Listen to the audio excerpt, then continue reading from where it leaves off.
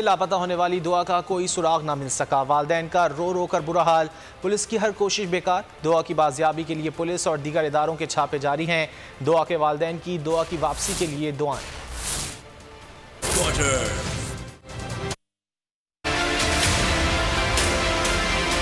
जमीन खा गई या आसमान निकल गया, दुआ ज़हरा आखिर गई तो कहाँ गई। एक हफ्ते से ज्यादा हो गया, अब तक कुछ पता ना चल सका। पुलिस और दीगर इदारे भी खोज लगाने में नाकाम। बच्ची की तलाश में सरतोड़ कोशिशें कर रहे हैं। बाजियाबी के लिए छापामार कार्रवाइयाँ जारी हैं। किसी भी CCTV फुटेज से केस में कोई पेशरफ ना हो सकी। पुलिस का कहना है कि दुआ की बाजियाबी के लिए तमाम तर इकदाम कर रहे हैं। वालिदैन की दुआ की वापसी के लिए दुआएं। दुआ की गुमशुदगी का मुकदमा अल-फलाह थाने में दर्ज है। मीडिया को गलत CCTV फुटेज फराहम करने पर गुज़िश्ता रोज SHO अल-फलाह को भी हटा दिया गया।